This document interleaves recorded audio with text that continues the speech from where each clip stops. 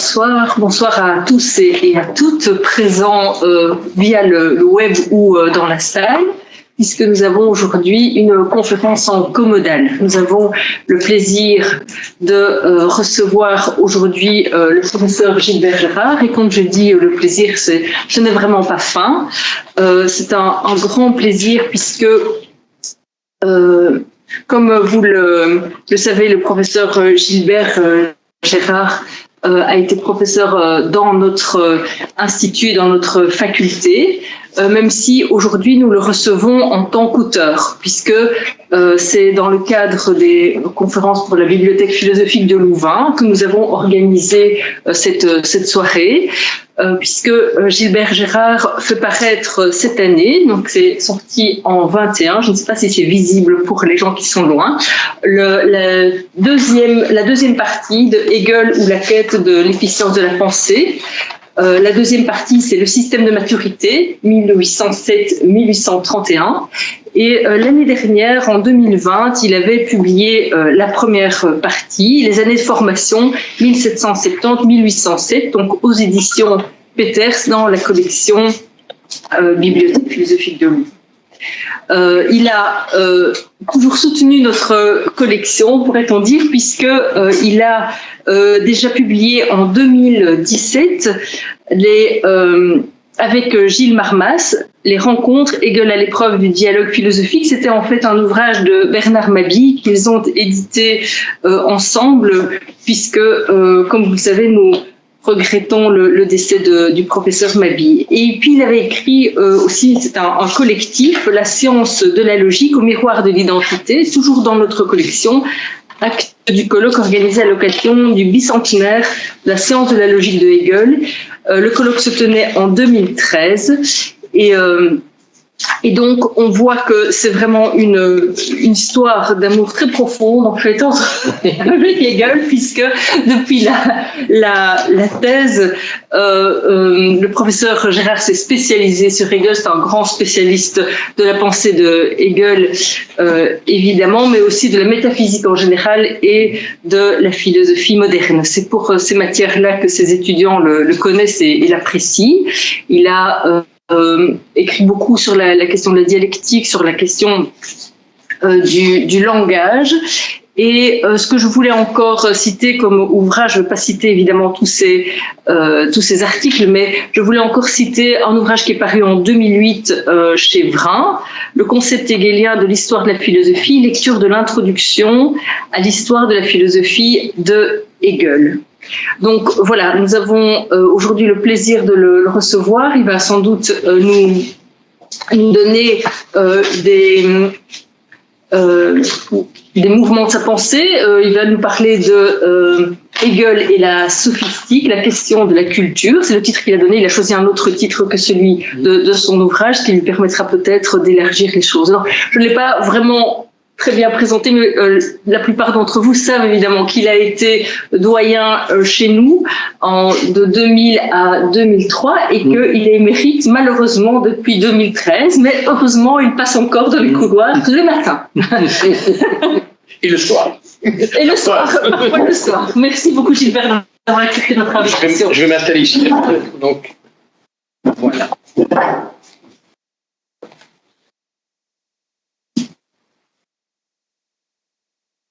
Bien, tout d'abord, bonsoir à toutes et tous, et merci d'être présents, tant en distanciel qu'en présentiel. Le thème que j'ai choisi, dont j'ai choisi de vous parler ce soir, donc ne recoupe pas directement l'ouvrage que je viens de publier et que Nathalie, que je remercie d'ailleurs pour sa présentation, et que Nathalie Frogneux vient de rappeler.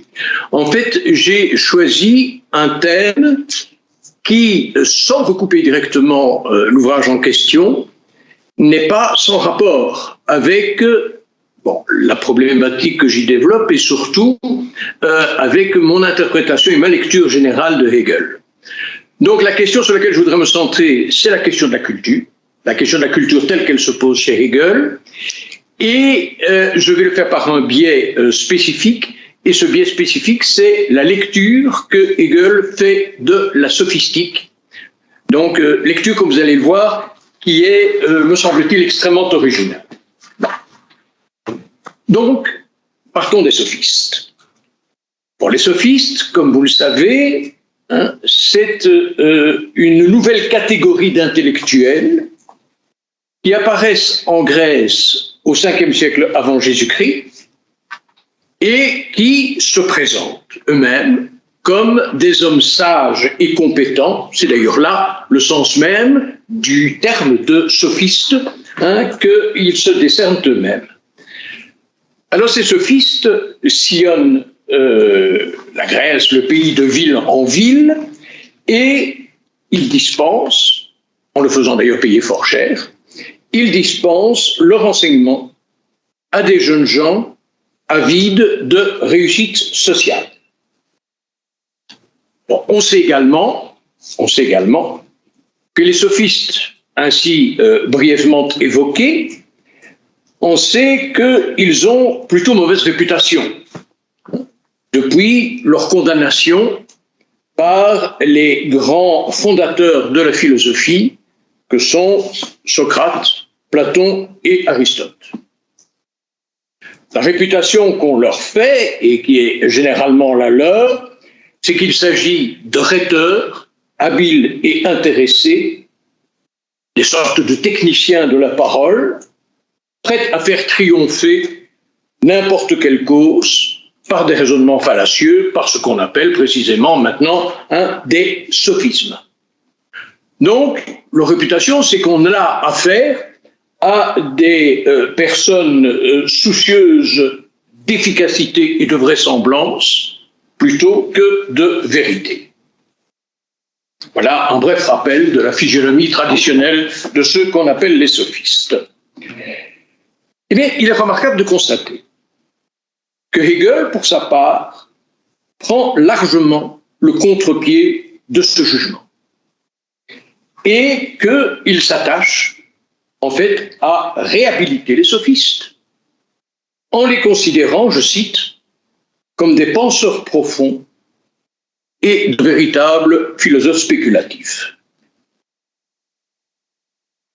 Lorsqu'on traite des sophistes, déclare Hegel, dans ses cours sur l'histoire de la philosophie, dans ses leçons sur l'histoire de la philosophie, lorsqu'on traite des sophistes, il faut commencer par écarter le sens péjoratif attaché à leur nom, et il faut commencer donc par examiner, je le cite toujours, le côté positif de leur position, le côté positif de leur position, c'est-à-dire ce qu'il y a dans leur position de véritablement et de proprement scientifique, avant d'en venir à leur déficience. Alors, on se posera la question, pourquoi cette réhabilitation des sophistes dans le chef de Hegel? Hegel qui, par là, s'oppose à la vie générale concernant ces mêmes sophistes.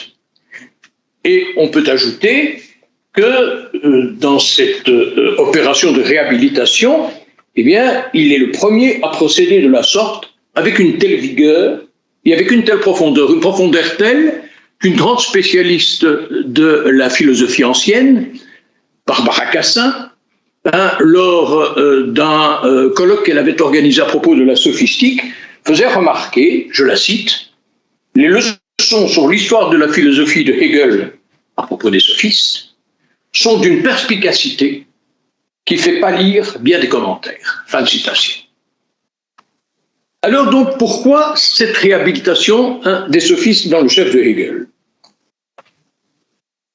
Avant de prendre en considération le détail de son argumentation sur ce point, il faut sans doute constater, de façon plus générale, qu'il y a là une position de principe qui tient à la méthode dialectique que professe Hegel. À savoir, cette méthode qui affirme, comme vous le savez, que toute chose est étroitement liée à son contraire, c'est-à-dire à ce qu'elle doit nier pour s'opposer, à ce qu'elle doit exclure, nier pour s'opposer et advenir, et qui fait dès lors intrinsèquement partie d'elle-même. Ainsi en est-il dans le cas de la philosophie, qui est en effet née en Grèce avec Platon et Aristote, en s'opposant aux sophistes. Et même, pourrait-on dire, en réaction contre les sophistes, de sorte que, selon la méthode dialectique de Hegel, la philosophie a partie liée avec la sophistique, et celle-ci, la sophistique, constitue un élément constituant de l'émergence de la philosophie, puisque, encore une fois, la philosophie s'est constituée en opposition directe à la sophistique, comme cela est très largement illustré dans les dialogues de Platon. Bon. Ça, c'est pour un argument général. Venons-en maintenant aux détails de l'argumentation de Hegel. Et posons la question, qu'est-ce qui fait la qualité philosophique des sophistes, la qualité philosophique des sophistes aux yeux de Hegel? Il fait valoir tout d'abord qu'il ne faut pas voir dans les sophistes de purs savants. Il ne faut pas voir en eux des érudits qui n'auraient en vue qu'une perspective strictement théorique. Bien entendu, reconnaît Hegel, les sophistes étaient versés dans différentes sciences, d'où leur réputation de polymathes d'ailleurs. Bien sûr, ils étaient versés dans différentes sciences, mais la sagesse dont ils se réclamaient avait une visée essentiellement pratique. Comme, laisse entendre Hegel, doit finalement l'avoir toute véritable sagesse. En effet, les sophistes étaient avant tout des éducateurs populaires, telle est l'interprétation de Hegel, c'était avant tout des éducateurs populaires dont le propos était de former ceux qui s'adressaient à eux afin de les rendre capables, ou en vue de les rendre capables, d'intervenir utilement dans la conduite de la cité. Dans la conduite de la cité, c'est-à-dire dans la conduite de l'universel, la cité, c'est l'instance de la communauté, c'est l'instance de l'universel tel qu'il existe concrètement dans la vie des hommes. Or, former, cette tâche formatrice, qui est celle des sophistes, former se dit en allemand bilden, d'où dérive le terme de Bildung, qui signifie culture, au sens fort de formation de l'esprit. En un mot, l'affaire des sophistes était prioritairement la propagation de la culture. Ils furent, écrit Hegel, je le cite, les instituteurs de la Grèce par lesquels la culture en général y vint à l'existence. Nous voilà donc arrivés au cœur de notre propos. Qu'en est-il de la culture dont Hegel affirme ainsi que les sophistes furent les instigateurs, si je puis dire, en Grèce? La culture, répond-il, et il va falloir évidemment s'attacher à éclairer cette définition qu'il en donne, la culture, dit-il, c'est, je cite, le concept appliqué dans la réalité effective, dans la mesure où il, donc le concept, n'apparaît pas purement dans son abstraction, mais en unité avec le contenu multiple de notre représentation. Définition qui, encore une fois, mérite quelques explicitations. Le concept tout d'abord, puisque dans la définition que je viens de donner de la culture, il s'agit du concept appliqué dans la réalité effective, etc. Le concept tout d'abord, ou parfois ce que Hegel nomme l'idée, c'est, pour l'idéaliste qu'est Hegel, ce qui forme le fond et l'essence de l'être des choses. L'être ou le réel est en son fond concept. Il est en son fond de nature logique ou idéale, et dès lors intrinsèquement compréhensible et connaissable. En quoi, avec cette thèse de la logicité ou de l'idéalité de l'être et du réel, eh bien, Hegel s'inscrit dans la lignée platonicienne. Mais il pousse cette lignée jusqu'à ses ultimes conséquences, en argumentant que si le concept exprime ce qu'est essentiellement l'être ou le réel, il ne saurait dès lors être rien de séparé du réel, rien de simplement abstrait. Et c'est ce qu'exprime sa thèse centrale de l'effectivité du concept. Thèse selon laquelle le concept, loin d'être cette entité immobile et immuable qu'avait imaginé Platon, n'est rien d'autre que le processus ou le mouvement de s'effectuer. De s'effectuer, c'est-à-dire le processus ou le mouvement de se concrétiser en prenant progressivement forme au sein du réel. En un mot, le propre du concept, dans cette opération d'effectuation qui le caractérise, c'est de se cultiver. C'est de se cultiver. Eh bien, c'est ce processus de culture inhérente à l'effectuation du concept, c'est ce processus de culture que prennent en charge les sophistes. Et c'est ce qui fait d'eux de véritables philosophes aux yeux de Hegel. En un mot, les sophistes se sont attachés à cultiver les esprits grecs, assumant par là le déploiement du concept au sein de la réalité de leur temps. Alors, il faut voir maintenant, telle étant la tâche que selon Hegel les sophistes ont assumée, il faut voir maintenant la façon dont, selon lui, ils s'y sont pris. Premier point à souligner à cet égard, c'est la façon dont Hegel inscrit les sophistes dans le courant de la philosophie grecque. Les sophistes, je l'ai dit, qui apparaissent vers le 5e siècle avant Jésus-Christ, les sophistes viennent à la suite des philosophes présocratiques. Et plus précisément, à la suite du dernier d'entre les philosophes présocratiques, qui est Anaxagore. Anaxagore, qui forme une étape importante dans le développement de la philosophie aux yeux de Hegel. Pourquoi?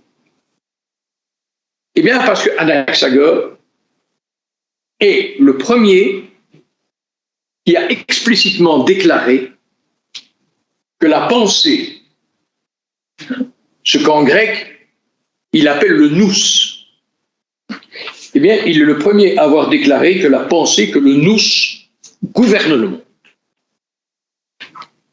Ouvrant ainsi, bien sûr, la voie d'une vision idéaliste du réel. Toutefois, ce nous d'Anaxagore restait, continue Hegel, encore fort abstrait. Il demeurait encore fort indéterminé. Et par parenthèse, si vous avez lu le Phédon de Platon, c'est ce dont Socrate se plaint dans ce dialogue.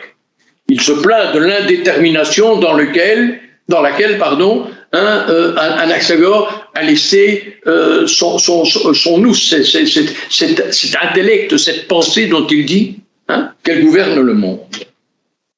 Et donc le besoin, dit-il, s'est fait sentir de concrétiser ce nous en lui donnant un contenu.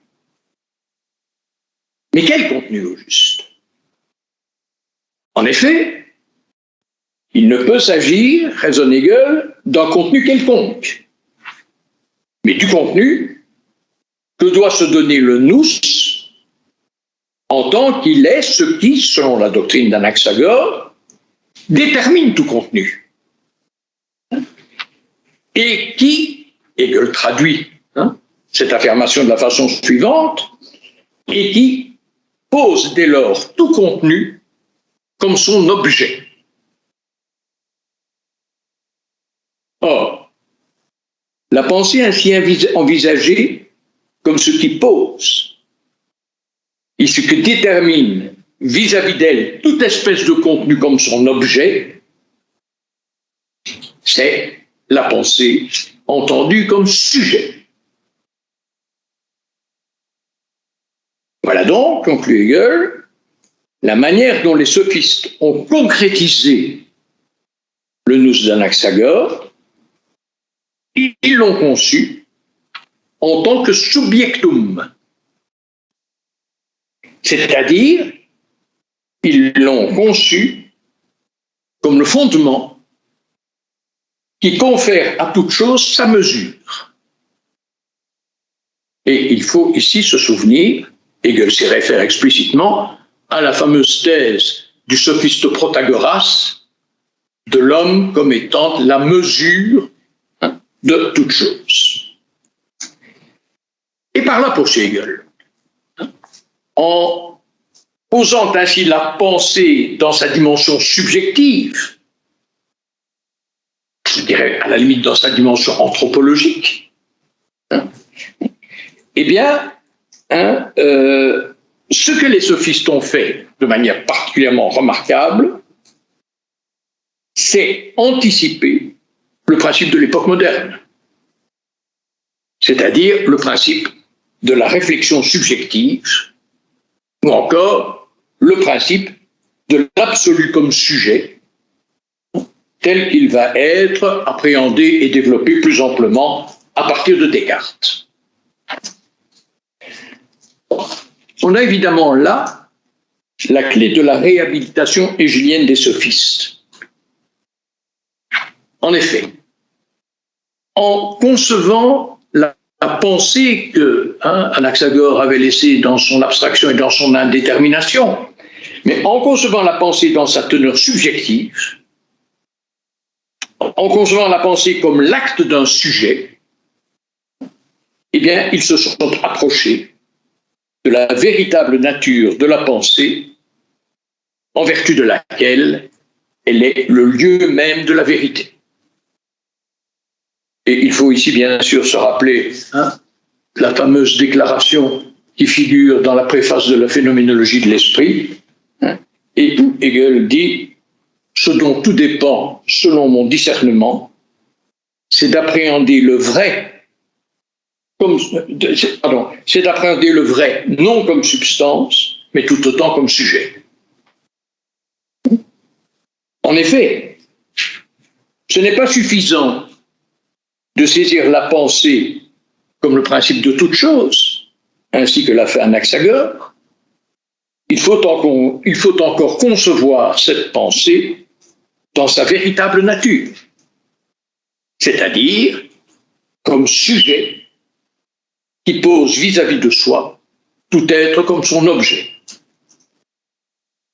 Et comme nous allons le voir, ceci même n'est pas encore suffisant, car cette subjectivité de la pensée, il convient de la saisir à son tour de façon adéquate. Et comme on va le voir, c'est là que se situe pour Hegel la faille des sophistes, qui finalement justifie les critiques qui ont pu leur être adressées par Socrate et par ses successeurs. Mais ne brûlons pas les étapes. La question qui se pose à nous dans l'immédiat, c'est celle du lien entre, d'une part, cette subjectivation de la pensée à laquelle, selon Hegel, ont procédé les sophistes, et d'autre part, le déploiement de la culture, dont ils se sont faits les artisans en Grèce. Voilà la question qu'il nous faut maintenant appréhender. Nous remettons les choses en place.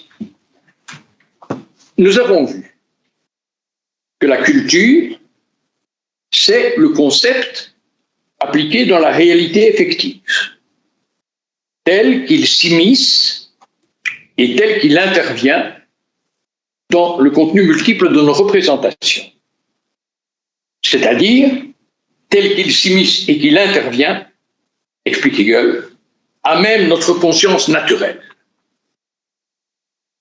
Pour quel résultat? Eh bien, un résultat qui est tout d'abord négatif. En effet, le concept, tel que donc dans le processus de culture, il s'immisce et s'introduit dans les représentations de la conscience naturelle, okay, le concept exerce une action destructrice sur ces représentations, sur les représentations de l'entendement commun, ou de ce qu'on appelle encore le bon sens. C'est ça le fait de la conscience naturelle. En effet, le trait caractéristique du bon sens, de l'entendement commun, de la conscience naturelle, eh bien, c'est de vouer une confiance naïve, une confiance sans recul ni réflexion, et donc strictement immédiate à ces représentations. C'est de considérer ces représentations comme absolument vraies, et donc de les juger inébranlables. Alors, pareille naïveté propre à la conscience naturelle, ou au bon sens, est l'exact contraire de la culture. Et l'on comprend dès lors que dans le processus de formation culturelle, eh bien, il faille tout d'abord détruire ces représentations. En fait, cette naïveté de la conscience naturelle est le fait du dogmatisme. Dogmatisme qui s'en tient fixement à ses convictions, en les considérant hors tout examen comme évidentes et bien connues. Et vous connaissez la fameuse formule de Hegel, ce qui est bien connu du fait qu'il est bien connu et du fait même mal connu.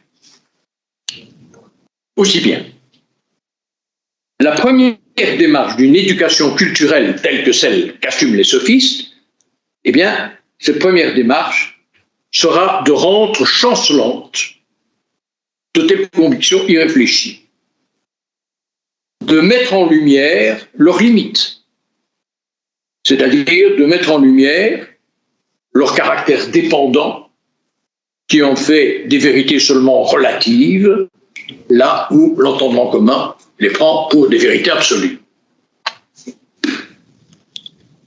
C'est ce qu'on peut appeler, si vous voulez, la fonction critique du concept, et l'on conçoit sur cette base que les sophistes qui ont exercé cette force négative, comme dit Hegel, du concept, et ils l'ont fait, dit-il, en développant les ressources du langage, ce furent avant tout des professeurs d'éloquence, eh bien, on comprend que les sophistes aient pu être décriés et conspués par le bon sens, en étant considérés comme de dangereux nihilistes qui prennent plaisir à démolir ce qu'il y a de plus stable et de plus sacré, comme par exemple, dit Hegel, les convictions religieuses ou encore les lois qui gouvernent la cité.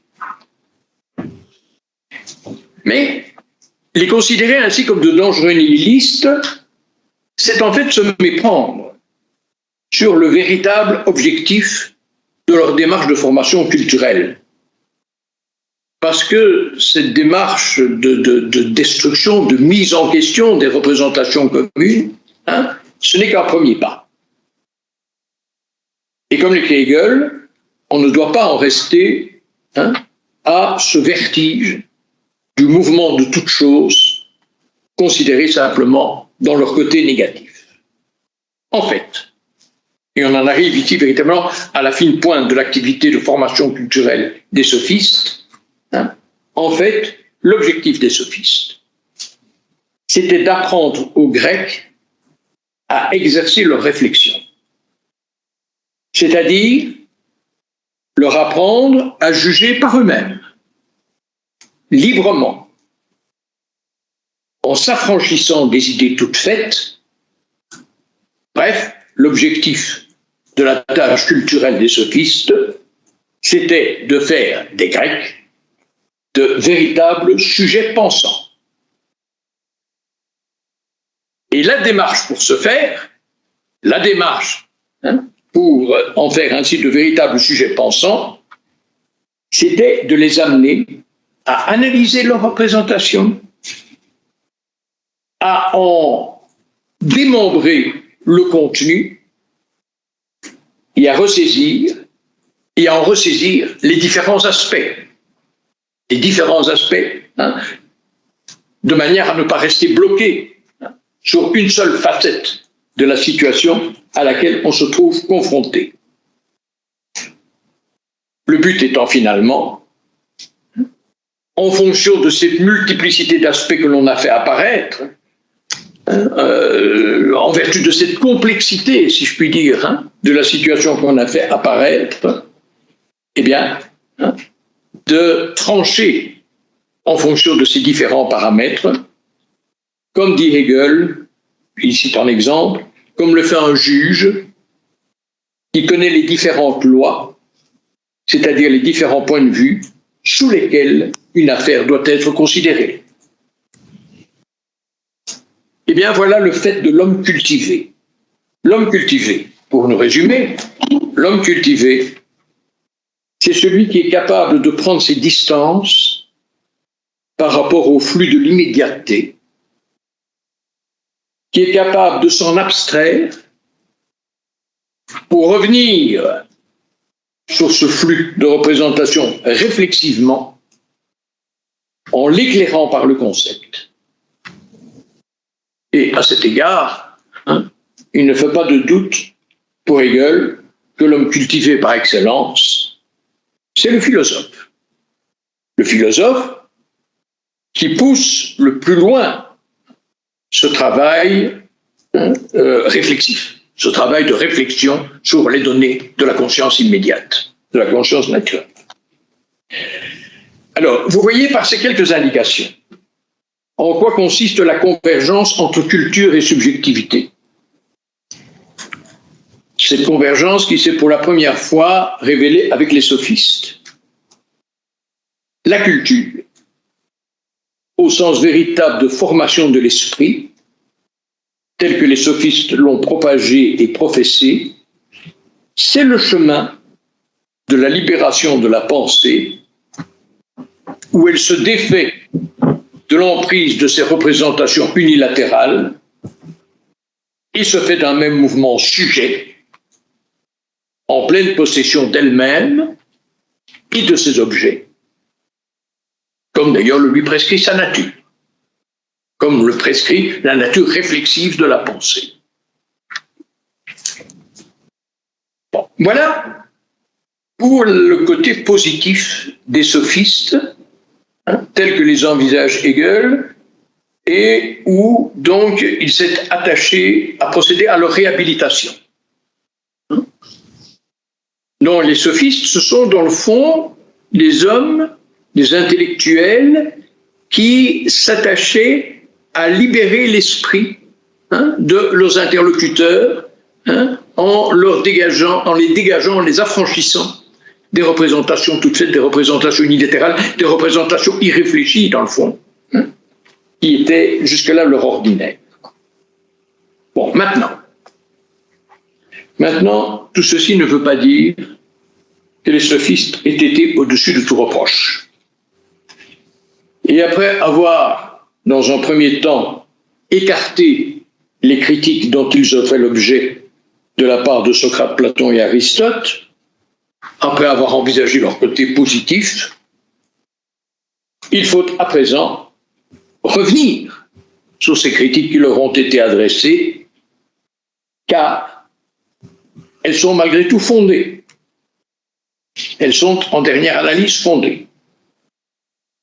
Et ce point, nous allons donc envisager le négatif, les déficiences propres à la sophistique, ce point va nous mener au cœur de la réflexion hégélienne sur la culture, en révélant l'ambiguïté foncière.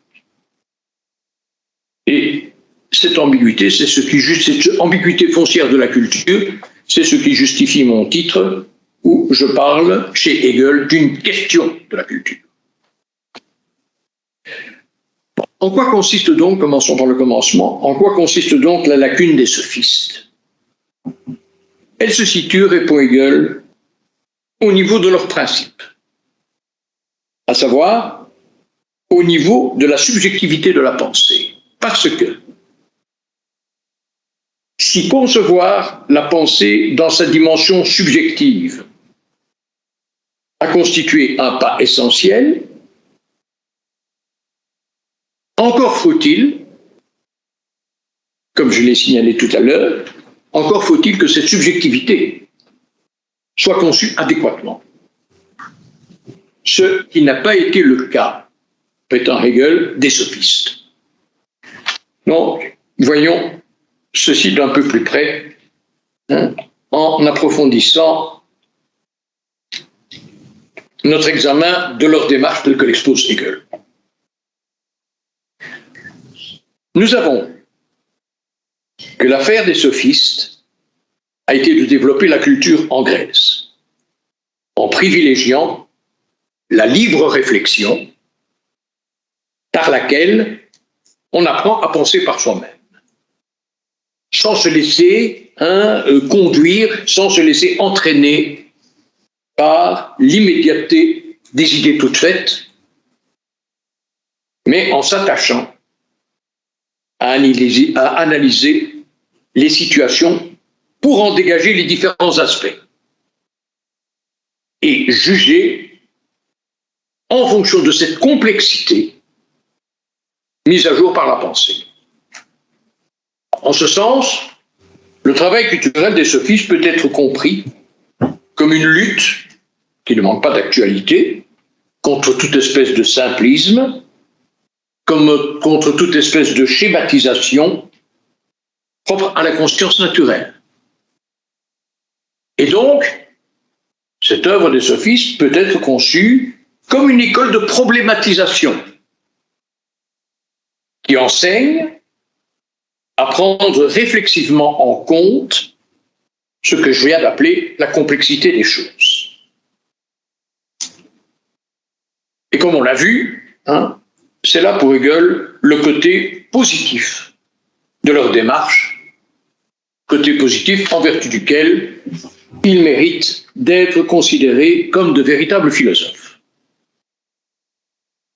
Nous avons également vu que cette promotion de la culture, au sens que je viens de rappeler, s'appuie sur un principe.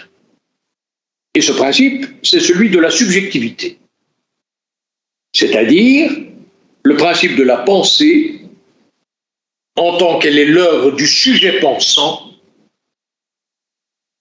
lequel, quand ici il commente, lequel donne la mesure, selon la formule de Protagoras, en se soustrayant à toute espèce d'autorité extérieure qui le contraindrait.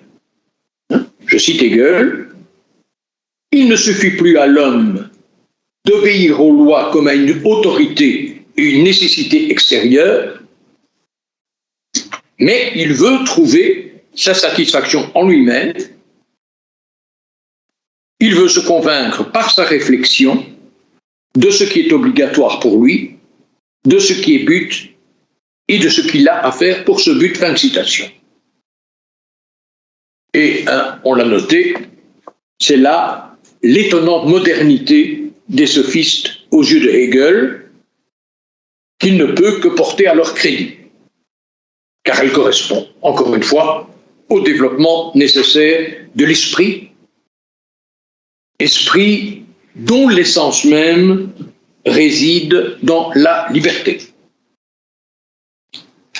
Bon, en un mot, l'esprit doit se cultiver, il lui faut se former en apprenant à maîtriser la complexité des choses pour en faire la demeure de sa liberté. Toutefois, cette entreprise, en soi nécessaire et positive, renferme en même temps un danger. Car ce principe de la subjectivité, qui est à la racine de la culture, peut se présenter, nous dit Hegel, de manière différente. il peut se présenter soit comme universel, comme formant le principe objectif des choses, ou encore comme formant la substance des choses, et nous avons alors l'idée telle qu'elle forme le principe des philosophies de Platon et d'Aristote, et qui constitue ce que Platon appelait pour sa part le bien. Première possibilité. Mais cette subjectivité peut également s'entendre dans un deuxième sens, à savoir comme singularité et arbitre du sujet, ou pourrait-on dire comme singularité et arbitraire du sujet, et tel est le principe que retiennent les sophistes. Ce qui veut dire que la subjectivité que promeuvent les sophistes est la subjectivité individuelle particulière rivée à son utilité. C'est-à-dire encore une subjectivité étroitement subjectiviste, si je puis dire, comme telle extérieure aux choses, déliée du logos qui anime le réel, et qui dès lors en vient à s'égarer dans son propre vide, en vient à s'égarer dans ce que Hegel nomme la ratiocination qui entretient un rapport strictement instrumental au réel et qui, face à la multiplicité des aspects qu'a dégagé la culture, est prête à défendre n'importe quel parti en fonction de son intérêt ou de son utilité personnelle. Et Hegel écrit sur ce point, je cite, « Avec une telle ratiocination étroitement subjective, entièrement déliée de la substance et du logos des choses, avec une telle ratiocination, on peut en venir très vite à savoir que si ce sont des raisons qui importent, on peut tout prouver par des raisons, qu'on peut trouver pour toutes des raisons pour et contre. Ce qui est le fait de cette espèce de rationalité entièrement dégagée, strictement subjective et entièrement dégagée de la teneur même de la réalité. Ce qui entraîne alors l'éparpillement de la culture, selon les différents partis, selon les différentes opinions subjectives,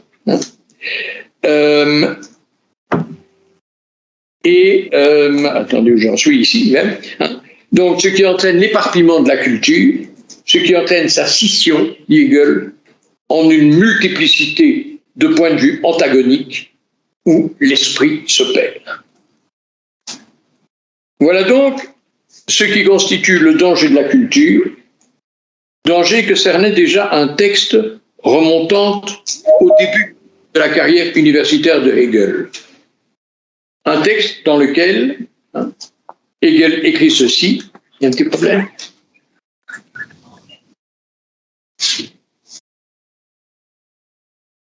Donc, un texte dans lequel Hegel écrivait ceci. Donc, c'est un texte qui remonte au début de sa carrière universitaire, comme je le disais à l'instant. Je cite, « Plus s'épanouit la culture, plus multiple devient le développement des expressions de la vie dans lesquelles peut s'entrelacer la scission, plus grandit la puissance de la scission, plus se consolide et se consacre son acclimatation, et plus les efforts de la vie pour s'engendrer un niveau à l'harmonie deviennent étrangers au tout de la culture et insignifiants. » Fin de citation.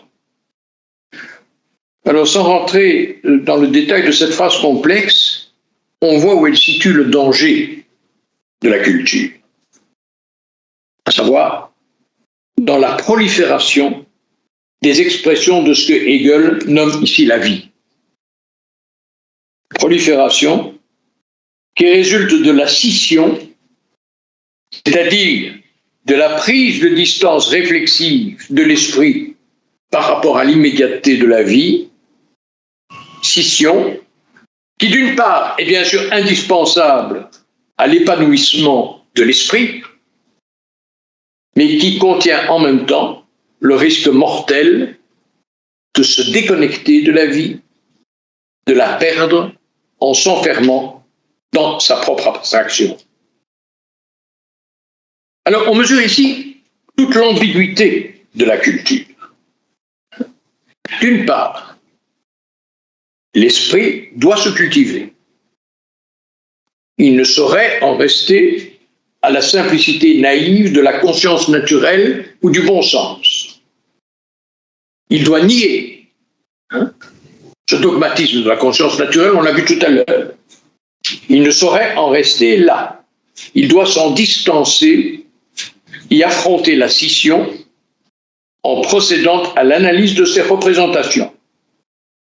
Car c'est ainsi que s'affirme sa nature réflexive.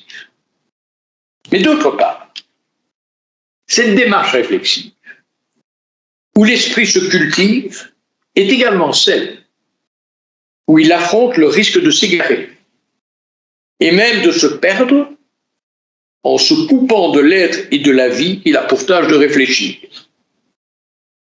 Il y a donc là, à même la culture, inhérente à sa nature même, le risque d'un dérapage, qui est celui qu'ont expérimenté les sophistes.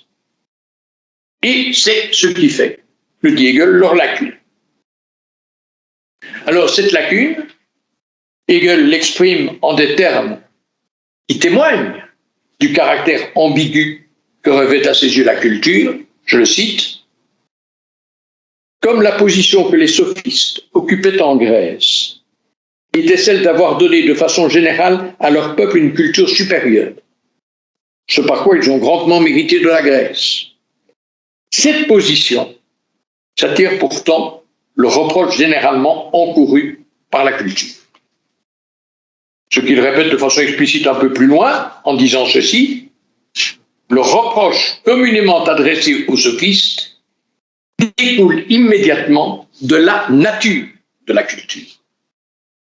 Autrement dit, il ne s'agit pas là essentiellement de quelque chose de contingent, il ne s'agit pas du simple résultat malheureux d'une inconséquence ou d'une maladresse, mais il s'agit d'une issue qui se trouve inscrite dans la nature même de la culture, dans sa nature paradoxale et problématique, qui peut déboucher tant sur le service de l'universel que sur le repli sur l'individualité particulière. Mais il faut ici élargir notre examen. Car cette ambiguïté de la culture ne se limite pas aux sophistes et au monde de la Grèce ancienne. Elle se retrouve en fait partout où il y a culture. Mieux, elle va tout particulièrement se manifester là où la culture parvient à son plein développement, à savoir dans la modernité que les sophistes, on l'a vu, ne faisaient pour Hegel qu'annoncer de façon encore lointaine. C'est donc avec l'époque moderne et sa position explicite de la subjectivité comme principe absolu que le problème de la culture va connaître son maximum d'acuité. Et pour voir cela d'un peu plus près, il faut se tourner vers la phénoménologie de l'esprit. Le chapitre de la phénoménologie de l'esprit que Hegel consacre à la situation de l'esprit au sein de l'époque chrétienne moderne, après l'époque de la Grèce ancienne et de la romanité, s'intitule significativement, ce chapitre donc s'intitule significativement « L'esprit rendu étranger à soi, la culture ». Alors, l'esprit rendu étranger à soi, c'est quoi? L'esprit rendu étranger à soi, c'est l'esprit aliéné. C'est l'esprit qui s'est scindé en pensée et être ou sujet et objet, et qui ne reconnaît plus dans l'être qui lui fait face, qui ne se reconnaît plus dans l'être qui lui fait face. Cette aliénation, il importe de le noter, cette aliénation, elle n'a rien de contraire à l'essence de l'esprit, mais elle s'enracine dans l'essence même de l'esprit, dans son essence réflexive. Et ce qu'il faut, c'est que l'esprit puisse se réapproprier cette aliénation et non pas la supprimer. Et tel est exactement le propos de la culture. Le propos de la culture, selon le chapitre de la phénoménologie de l'esprit auquel je me réfère ici, le propos de la culture, c'est de constituer le processus par lequel l'esprit, qui s'est distancé de l'être, de l'immédiateté de l'être, revient réflexivement sur l'être pour le faire sien.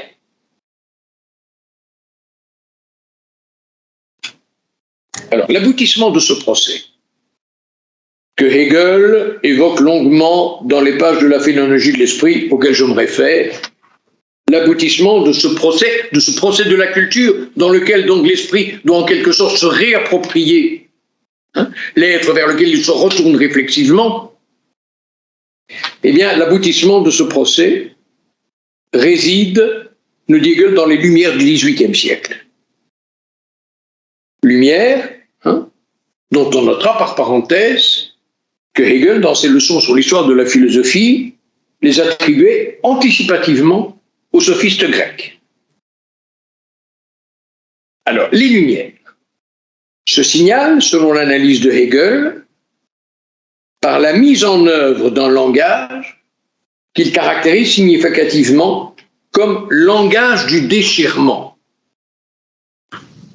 Langage dont le propos est de déstabiliser ironiquement toute représentation figée et unilatérale, on reconnaît la même démarche que chez les sophistes, et de déstabiliser toute représentation figée et unilatérale en faisant apparaître le lien que cette représentation entretient avec la représentation contraire, opposée. Alors, ce langage ironique, ce langage plein d'esprit, qui s'aborde en quelque sorte toute représentation naïve et immédiate, ce langage, c'est celui dont Hegel, dans le cadre d'une analyse fameuse de la phénoménologie de l'esprit, trouve la plus parfaite illustration dans l'œuvre de Diderot, intitulée « Le neveu de Rameau ». Alors, sans entrer dans les détails, quel est son jugement à son propos? Eh bien, ce jugement à propos des Lumières et leur aboutissement dans l'œuvre de Diderot, ce jugement recoupe largement celui qu'il émettait à propos des sophistes. D'une part, estime-t-il, c'est le langage corrosif des Lumières qui est dans le vrai, face à la droiture bornée et inculte de l'entendement commun, qui a préservé chaque chose, chaque représentation dans son identité à soi rigide. Mais d'autre part, ce langage n'est pas à l'abri de la critique, car sa négativité s'avère en même temps parfaitement vide et ne trouve finalement d'autre soutien que dans la conscience singulière qui ramène tout à soi et à son utilité selon le modèle du plus parfait subjectivisme. Ceci dit, on voit ici le parallèle avec le jugement à l'égard de la sophistique, ceci dit, il reste une différence majeure entre les Lumières des sophistes et celles modernes du XVIIIe siècle. C'est que celles-ci, les Lumières modernes, développant le processus culturel dans toute son ampleur et son acuité, avec le danger qu'il contient de se perdre dans le vide de sa propre négativité, eh bien, c'est que ces Lumières débouchent, selon l'analyse de Hegel dans la phénoménologie de l'esprit, sur le régime mortifère de la terreur instaurée par la Révolution française. Bon, je vous passe les détails de toute l'argumentation hégélienne, mais clairement, les Lumières du XVIIIe siècle trouvent leur aboutissement dans le régime mortifère de la terreur instauré par la Révolution française. Voilà donc le risque encouru par le subjectivisme moderne qu'anticipèrent les sophistes et qui se manifeste ici dans toute sa gravité catastrophique. Alors la question, c'est comment y échapper?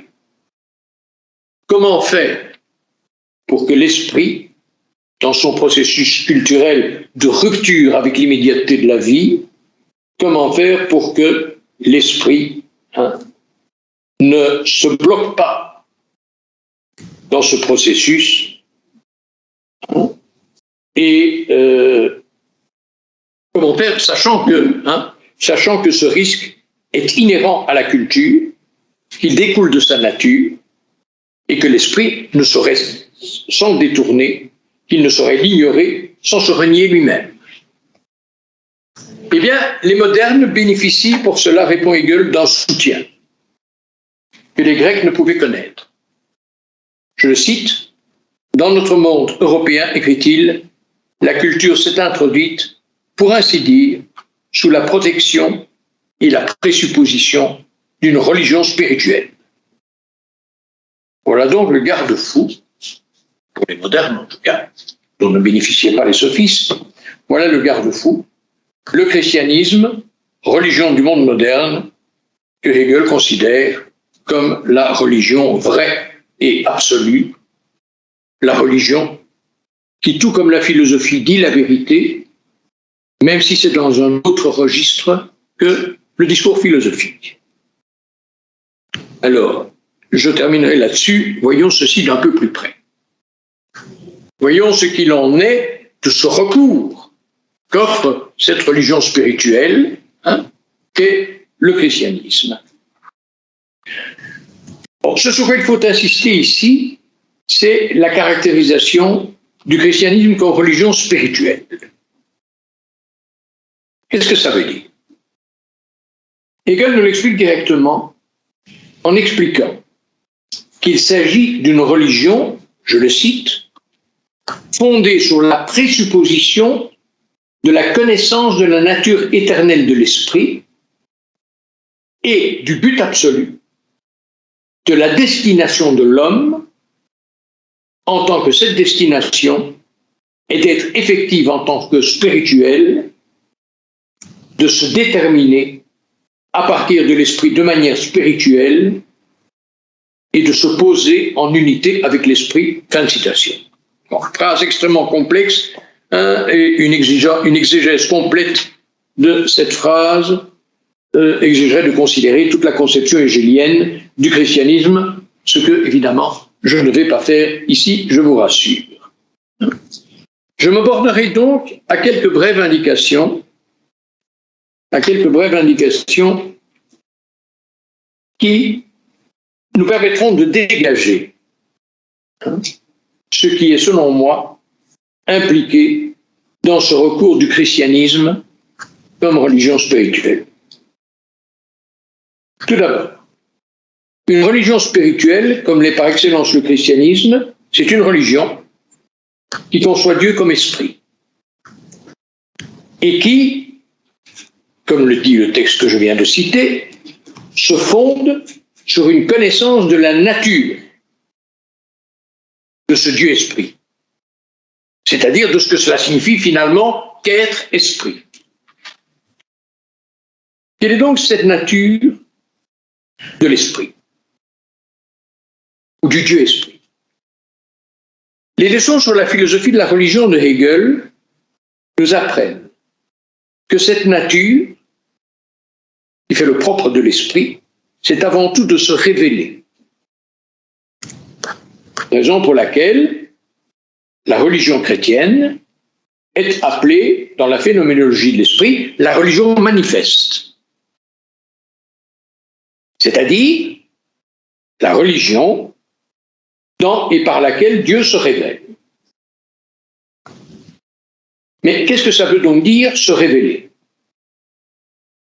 se révéler, cela veut dire se manifester, cela veut dire s'extérioriser en se formant. Ce qui implique la nécessité pour l'esprit, dans ce processus de manifestation et d'extériorisation, de se scinder, de se séparer de son immédiateté divine pour être dans le négatif de cette séparation, authentiquement auprès de soi, authentiquement Dieu. En quoi vous aurez, je suppose, reconnu le moment central dans le christianisme de l'incarnation. Dit autrement, la nature de l'esprit divin est de se cultiver, de s'extérioriser, de se manifester en se formant, donc de se cultiver, de s'engager dans la voie de la culture, dans laquelle il prend forme et se rend effectif, se fait esprit effectif. Voilà, un premier point important. Maintenant, deuxième point que le texte que nous suivons met en évidence, c'est que le lieu de cette manifestation, de cette effectuation de l'esprit divin, ou du Dieu-esprit, c'est par excellence l'homme, en tant qu'être d'esprit et de culture. C'est en effet, selon l'interprétation de Hegel, c'est en effet sa destination ou sa vocation d'homme de rendre le divin effectif, de sorte que celui-ci, donc l'esprit divin, ne demeure pas un pur au-delà inefficient. Donc, nous voilà renvoyés de la religion comme religion spirituelle à la culture en tant qu'entreprise humaine. Une religion spirituelle comme l'est le christianisme, c'est celle qui conçoit Dieu comme l'acte de se cultiver dans et par l'homme. Alors, en quoi y a-t-il ici recours face au danger de la culture? Et qu'est-ce que cela change par rapport à la conception de la culture telle qu'illustrée par les sophistes grecs? Bon. Il y a évidemment un changement manifeste, c'est que la culture, comprise comme la démarche propre à l'homme par laquelle il s'affranchit de l'immédiateté naturelle et affirme sa liberté, c'est que la culture ainsi comprise est entendue comme manifestation du divin, comme effectuation de l'esprit divin. Donc, comme manifestation de l'esprit divin, en laquelle l'esprit divin se concrétise et s'effectue. Ce qui, bien sûr, confère à l'homme une responsabilité énorme, une responsabilité quasi démesurée, celle d'être, au sens propre, l'exécuteur du divin, celui qui exécute, celui qui effectue, qui rend le divin effectif. Alors, ceci préserve-t-il la culture du défaut que Hegel repérait chez les sophistes? Voilà bien sûr la question qu'il faut nous poser. Y a-t-il là un recours contre le danger que représentait la culture chez les sophistes? Eh bien, je crois qu'à cela il faut répondre, rien n'est moins sûr. Car à partir du moment où Dieu, dans le christianisme, confie son effectuation à l'homme, comme d'après Hegel l'enseigne le christianisme, en particulier à travers toute une réinterprétation de l'incarnation. Et bien, à partir du moment où Dieu, dans le christianisme, confie son effectuation à l'homme, cela signifie du même coup qu'il confie son effectuation à la liberté de l'homme. Liberté dont on ne saurait préjuger qu'elle soit à l'abri du repli dans l'abstraction et dans l'arbitraire, tel que ce fut le cas chez les sophistes, et bien davantage encore dans le subjectivisme moderne. Certes, ce faisant, la liberté se fourvoie. Elle ne va pas jusqu'au bout d'elle-même, qui réside, comme le montre son paradigme divin, dans le sacrifice de soi et l'ouverture à l'autre. Reste que la possibilité de ce fourvoiement, dont les sophistes ont offert l'exemple,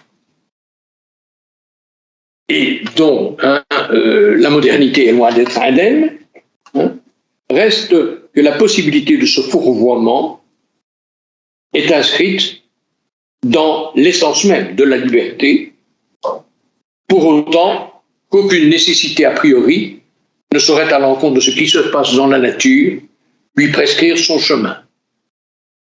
Bref, ça veut dire quoi? Ça veut dire, en fin de compte, qu'il faut concevoir l'esprit tel que Hegel l'envisage comme partage divin de l'homme, comme foncièrement vulnérable et faillible, comme toujours ouverte sous le risque de ce fourvoiement, de ce dérapage, dont les sophistes et la modernité ont offert l'exemple. Voilà, je vous remercie de votre attention. Merci à ceux qui sont en présentiel et à ceux qui sont en distanciel. Merci beaucoup. Merci surtout à Gilbert de nous avoir donné cette belle conférence et d'avoir accepté qu'elle soit enregistrée. Alors, si vous voulez allumer tous vos micros et l'applaudir même à distance, ça peut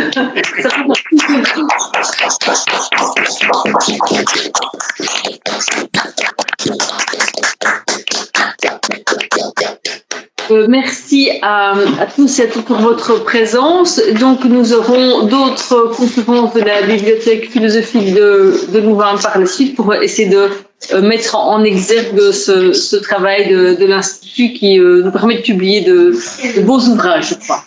Merci. Bon vent. Merci à Nathalie. Merci beaucoup. Merci beaucoup. Au revoir. Merci. Au revoir, bonne soirée. Bonne nuit.